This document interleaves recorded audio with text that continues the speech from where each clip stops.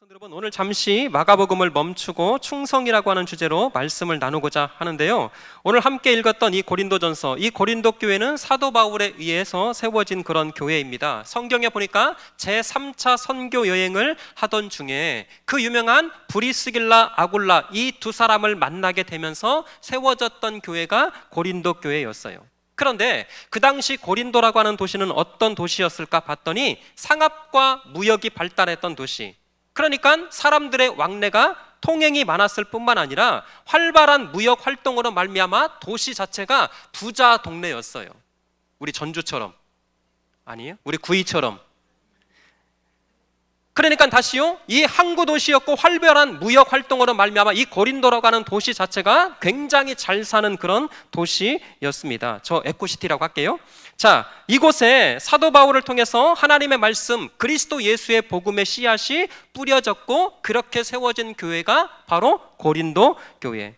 이 사도 바울 선생님이 이 고린도라고 하는 이 도시에 약 1년 6개월 동안 머물면서 하나님의 말씀과 복음을 전하고 또 성도들을 잘 양육한 결과로 이 교회가 많은 열매와 결실을 맺었을 뿐만 아니라 여러분, 교회가 성령의 능력으로 얼마나 크게 역사를 했는지, 이 고린도 교회가 바로 그런 교회였어요. 그런데 여러분, 문제가 발생하고 말았습니다. 이 사도 바울 선생님이 고린도 교회를 1년 6개월 동안 잘 목회하다가 이제 순회 설교를 위하여 이 고린도 지역을 떠나게 된 거예요. 그런데 이 사도 바울이 고린도 교회를 떠나고 난 이후에 들려지는 소식은, 아이고, 고린도 교회가 문제가 엄청 많다라는 거예요. 교회가 서로 지지고 볶고 싸우고 마음과 뜻과 정성을 다해서 싸우고 있다라고 하는 소식이 뜻밖에도 이 바울 선생님의 귀에까지 들리게 된 것입니다. 이 소식을 접했던 사도 바울이 이 교회 안에 발생한 그 여러 가지 문제를 어떻게 해결할까, 그 해결의 방법으로 펜을 들고 보낸 편지가 바로 고린도 전서였던 거예요. 자, 그래서 여러분, 1장에서 3장까지는 교회 안에 발생했던 여러 가지 문제를 일일이 다 지적하고 있어요.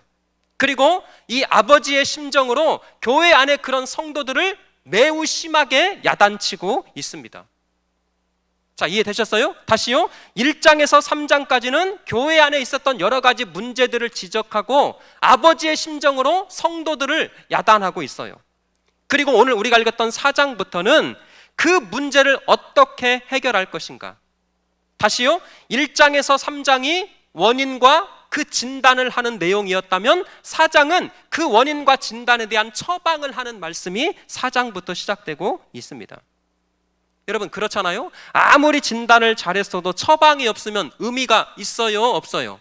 없죠. 예를 들어서 병원에 딱 갔는데 의사 선생이 당신은 감기에 걸렸습니다. 끝. 당신을 제가 보니까 뼈에 좀 이상이 있네요. 당신은 당뇨가 있습니다. 여러분, 이렇게 진단만 잘 해놓고 처방이 없다, 약을 안 준다, 좋은 병원, 좋은 의사예요, 아니에요? 물어보는 게 등신이죠? 아니죠. 으뜸 병원이 없어졌더라고요. 진단만 잘해서는 아무런 의미가 없습니다. 좋은 의사는 그 진단과 함께 반드시 좋은 처방을 할 수 있어야지 좋은 병원, 실력 있는 의사라고 하는 것 당연하지요. 마찬가지예요. 사랑하는 성도 여러분, 가정도 마찬가지고 교회도 마찬가지라고 저는 생각이 들어집니다. 아니, 우리 인생도 마찬가지라고 저는 확신하고 있어요. 모든 문제에 대한 정확한 진단과 처방이 있을 때 살아나고 회복될 뿐만 아니라 그리스도 예수 안에서 풍성한 은혜를 누리게 될 줄 믿습니다. 그러면 우리 가정과 우리 교회와 우리 인생 가운데 진정한 처방이 누구실까? 우리 인생에 수많은 문제들이 있어요. 가정의 문제, 직장의 문제, 자녀들의 문제, 인생의 그 깊은 씨름들이 있을 때마다 성경이 말하는 진짜 처방은 물질이 아니라, 세상의 권력이 아니라, 성경이 말하는 진짜 처방은 오직 우리 주 예수 그리스도. 여러분, 예수 그리스도가 해답이십니다. 이런 때는 좀 아멘을 해주시면, 예수 그리스도가 우리 인생의 해답인 줄 믿습니다. 그래서 성경이요, 창세기부터 요한계시록까지 일괄적으로 말하고 있는 것이 바로 이거예요. 예수가 우리 인생의 진정한 해답이다. 세상 의지하지 말고 그래서 하나님만 믿음으로 소망하라. 예수 그리스도를 우리가 믿을 때에 우리 인생의 수많은 그 인생의 문제는 결국 그리스도 예수라고 하는 그 사람을 통해서, 그 하나님을 통해서 진정한 만족과 행복과 평안을 얻을 수 있더라. 이거 말하고 있어요. 이 몸의 소망 무언가 우리 주 예수뿐일세. 우리 주 예수밖에는 믿으리 아주 없도다. 주 나의 반석이시니 그 위에 내가 서리라. 그 위에 내가 서리라. 할렐루야. 인생의 모든 문제는 예수 그리스도를 만나야만 풀어지고 해결되는 거예요. 자, 그렇다면 이제 다시 본문으로 돌아와서 이 고린도 교회 안에 여러 가지 문제가 발생을 했습니다. 그러면 사도 바울이 제시하고 있는 그 처방은 과연 무엇일까? 다시요, 그리스도 예수라고 하는 그 믿음 위에 어떤 구체적인 해답을 제시하고 있는가 봤더니 1절과 2절을 이렇게 시작하고 있어요. 자, 1절, 사람이 마땅히 우리를 그리스도의 일꾼이요 하나님의 비밀을 맡은 자로 여길지어다. 2절, 자 같이 읽습니다. 2절 시작. 그리고 맡은 자들에게 구할 것은 충성이니라. 아멘. 자, 다시 저를 보세요. 지금 고린도 교회 안은 수많은 여러 가지 심각한 문제로 갈등하고 있습니다. 제가 읊어드릴게요. 분파 문제가 있었어요. 우상 숭배 문제가 있었습니다. 우상의 제물에 관한 문제가 있었어요. 음행의 문제가 있었어요. 방언의 문제가 있었어요. 부활의 문제가 있었어요. 애찬에 관한 문제가 있었어요. 교회 안에서 성도들이 머리에 두건을 쓰냐 수건을 쓰냐 마냐 이런 문제까지 있었어요. 겉으로 드러난 것만 8가지가 넘습니다. 그런데 그 중에서 가장 심각한 문제가 무엇이었는가 봤더니 고린도 교회 성도들이 4개의 분파로 나누어져서 신령과 진정으로 싸우고 있었어요. 아니, 신령과 진정으로 예배를 드려야 되는데 나는 여기서 우리 성도들이 웃을 줄 알았어요. 바울파, 베드로파, 아볼로파. 여러분, 초대교회에서 이름께나 있는 가장 잘 나간다는 사람 바울파, 베드로파, 아볼로파.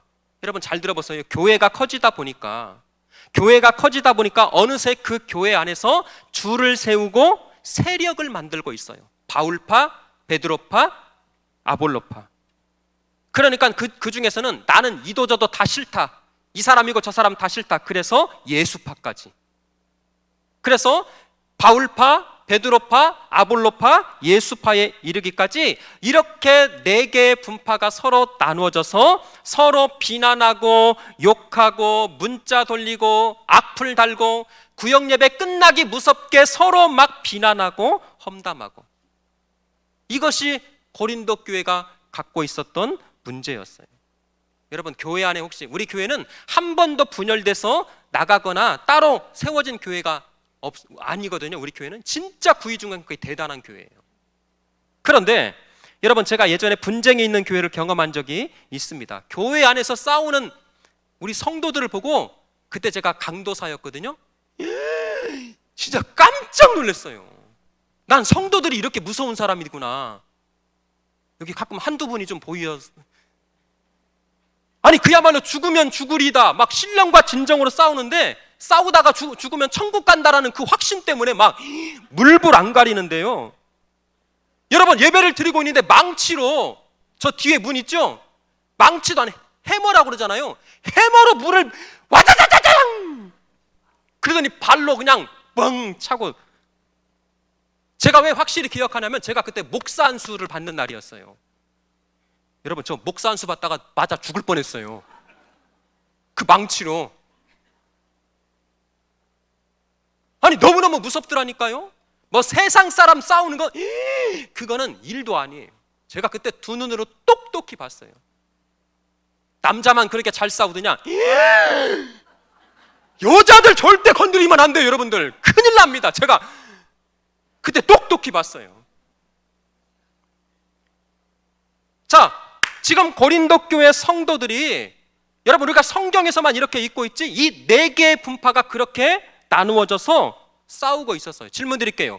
그렇게 교회가 네 개의 분파로 나누어져서 싸우고 있었다면 교회가 제대로 돌아갔을까요? 안 돌아갔을까요? 안 돌아갔죠. 예배가 제대로 될 리가 있겠어요? 무슨 구제와 봉사와 선교와 전도가 제대로 될 것이 있겠냐고요. 그런데 모든 교회마다 특징이 있습니다. 이렇게 계속 교회 안에 분쟁과 싸움이 길어지다 보면 반드시 영적인 피로가 찾아와요. 그때 비타민 먹어야 우리 전도단이 주는 영적인 피로가 반드시 찾아오는데 무슨 은혜가 있겠어요? 사람들이 그럽니다. 내가 무슨 영광 보겠다고 이 교회, 내가 무슨 기쁨을 누리겠다고 이런 짓거리 하냐. 아유, 나 이래줘도 다 싫다. 니들끼리 다 헤쳐먹어라. 그리고 반드시 그런 사람들은, 그런 분들의 일정은 교회를 떠나요.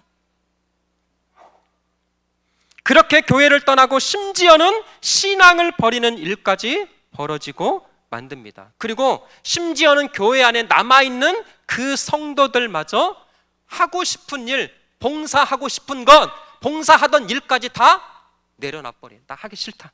니들 마음대로 해라. 여러분 고린도 교회가 딱 그런 상황이었어요. 그런데 중요한 것은 그런 고린도 교회 상황 가운데 특별히 사도 바울이 제시하고 있는 이 주제가 뜻밖이에요. 그게 뭐냐면 충성. 맡은 자에게 구할 것은 충성이니라. 여러분 잘 들으세요. 그러니까 오늘 말씀은 이런 내용입니다. 너희들 그럼에도 불구하고 맡은 자리에서 끝까지 충성해야 한다.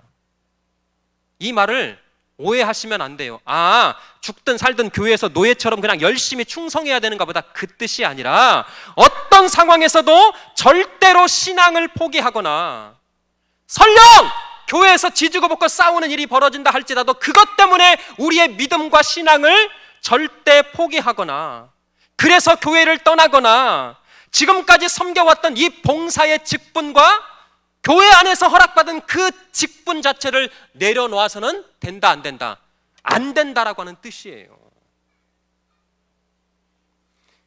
그리스도 예수의 이름으로 교회의 담임 목사, 당회를 통해서 여러분들에게 주신 그 직분이라고 하는 것은 바로 그런 것입니다. 하고 싶으면 하고, 하기 싫으면 그냥 떼떨겨치고. 죄송하지만 어떤 상황에서도 나에게 주신 이 직분, 여러분 장로, 권사 이것만 말하는 게 아니에요. 성도라고 하는 그 직분 자체가 하나님께서 예수의 그 십자가의 능력으로 우리에게 허락해 주신 거라면 맡은 자에게 구할 것은 끝까지 충성입니다. 근데 여러분 목사로서 사역을 하다 보니까 충성은 할 수 있겠더라고요, 솔직히. 근데 진짜 어려운 거는 끝까지 충성은 진짜 힘들어요. 아니든가요? 얼마 동안은 충성할 수 있겠어요. 근데 사람 때문에, 물질 때문에, 내 고난의 현장 때문에 아이고 나 지금은 못하겠다. 사도 바울은 그러지 말라는 거예요. 진짜 그리스도 예수의 은혜로 구원받았음을, 우리가 그리스도 예수의 십자가가 아니고는 영원한 지옥의 형벌을 피할 수가 없는데, 그런 우리가 그리스도 예수의 은혜로 십자가의 능력으로 구원받은 하나님의 백성이요 하나님의 자녀가 되었다면 사랑하는 성도들이요 끝까지 충성하라. 이게 지금 사도 바울의 말씀이에요. 오늘 1절 한번 다시 띄워주실래요?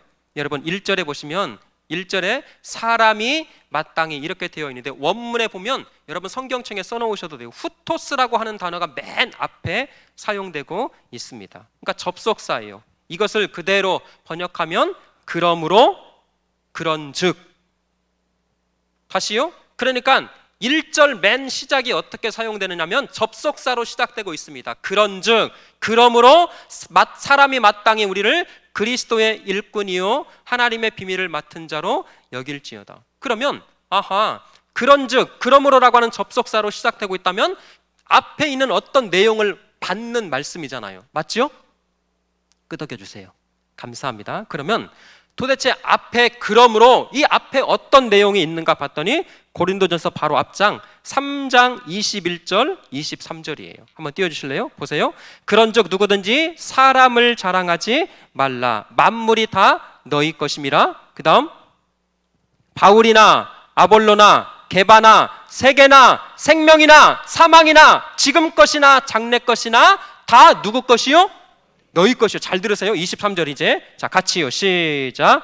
너희는 그리스도의 것이요 그리스도는 하나님의 것이니라. 아멘. 여기 보세요. 세상이나 모든 것이 사람이도 다 우리 것인데 마지막 정점에 찍는 거 뭐냐면 너희는 누구 것이요? 그리스도 것이요. 그리고 그리스도는 하나님의 것이니라. 4장 1절 띄워주세요. 그러므로 사람이 마땅히. 2절 띄워주세요. 그러므로 맡은 자에게 구할 것은 충성이니라. 아하! 다시 말씀드려요. 저와 여러분들의 물질과 시간과 젊음과 우리의 모든 것들이 결국 다 누구 것이라고요? 하나님 것. 예수의 그 십자가로 말미암아 그 십자가에 값주고 사심받은 저와 여러분들이 모든 것이 하나님의 것이기 때문에 그러므로 성도들아 맡은 자에게 구할 것은 끝까지 충성이니라. 사랑하는 성도 여러분, 우리 구의중앙교회 성도들이요, 우리 끝까지 충성합시다. 그리스도의 일꾼이요 하나님의 이 비밀을 맡은 자로 우리를 세워 주셨을진데 진짜 속상해요. 제발 충성했으면 좋겠어요.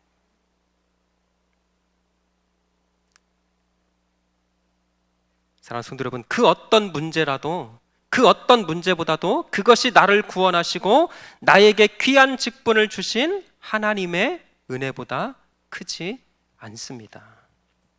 마지막으로 하나만 더 할게요. 1절 한번 다시 띄워주실래요? 1절에 보시면 이렇게 말씀하고 있어요. 사람이 마땅히 우리를 그리스도의 무엇이요? 일꾼, 동그라미를 쳐놓으세요. 이게 히페레테스라고 하는 단어인데 이 단어가 무엇 아래서 일하다 그런 뜻을 가지고 있습니다. 일꾼이라고 하는 뜻이 히페레테스, 무엇 아래서 일을 하다. 그래서 이 단어를 직접적으로 문자로 그대로 번역하면 어떤 뜻을 가지고 있냐면 배 밑에서 노를 젓는 사람들. 이게 일꾼이라고 하는 뜻이에요. 여러분, 그렇다면 지금으로부터 2000년 전에 생각해 보자고요. 자, 타임머신 타고 갑니다. 그 당시 캄캄한 배 밑창에서 북소리에 맞춰서 둥둥둥둥 이 북소리에 맞춰서 노를 열심히 저어요. 배가 빨리 가기 위해서는 이 북소리가 점점 빨라집니다. 둥둥둥둥둥둥. 그러면 이 북소리에 맞춰서 이 배 밑창의 노예들은 열심히 노만 저어요. 맞아요, 틀려요? 질문 드릴게요. 이 노예가 지금 이 노예들이 이 배가 지금 미국으로 가는지 부산으로 가는지 인천으로 가는지 군산으로 가는지 알아요, 몰라요? 모르죠? 이 노를 젓는 노예가 이 배가 도대체 너무 궁금해. 북소리에 맞춰서 열심히 노를 젓고 있는데 갑자기 선장님, 이 배 지금 어디로 가요? 이렇게 물어본다고 칩시다. 그러면 그 노예는 어떻게 될까요? 우리말로 귀씨야되게 한 대 맞든지 맞아 죽겠죠. 잘 들으세요. 노예는 지금 이 배가 어디로 가는지 알 수가 없어요. 선장의 그 목적과 계획과 뜻에 따라서, 하나님의 목적과 계획과 뜻에 따라서 우리를 부르시고 우리를 인도하신다면 하나님의 백성들의 역할은 맡겨진 자리에서 묻지도 말고 따지지도 말고 하나님의 말씀대로만 순종할 때, 여러분 또 마지막이에요. 노예가 그렇게 열심히 노를 졌습니다. 근데 이 노예가 유일하게 노예의 직분에서 풀려나는 경우가 딱 있어요. 언제냐면 이 배가 전쟁에 참여를 합니다. 그래서 북소리에 맞춰서 앞으로 전진 뒤로 전진 열심히 노를 저었는데 그리고 나서 보니까 이 모든 전쟁의 승리가 우리 편이 됐어요. 그러면 그 전쟁의 승리로, 사실 보세요, 노예들은 열심히 노만 저었어요. 그런데 그 선장, 그러니까 선장이라고 하고 그 배 위에 있는 모든 군사들의 승리가 누구의 승리까지 돼요? 노예의 승리까지. 그리고 나면 그 전쟁에서 승리에 대한 결과로 모든 노예자에게 자유를 선포하는 거예요. 돌아가라. 돌아가라. 이게 바로 충성이라고 하는 휘페레테스. 하나님, 왜 나에게 이런 고난을 주십니까? 하나님, 왜 우리는 이 모양입니까? 하나님, 나는 왜 이 모양입니까? 왜 시간도 없고 물질도 없습니까? 그럼에도 사랑하는 아들아, 사랑하는 딸아, 예수의 피로 값주고 세운 그렇게 부름받은 너희는 끝까지 충성하라. 끝까지 충성하라. 우리 구의중앙교회가, 우리 예배하는 모든 성도들이 그렇게 하나님 앞에 끝까지 충성하며 하늘의 놀라운 은혜와 평강을 날마다 누려가는 하나님의 백성들 되시기를 주의 이름으로 축원합니다. 우리 함께 이 찬양 함께 부르면서 잠깐 믿음으로 결단하고 기도하겠습니다.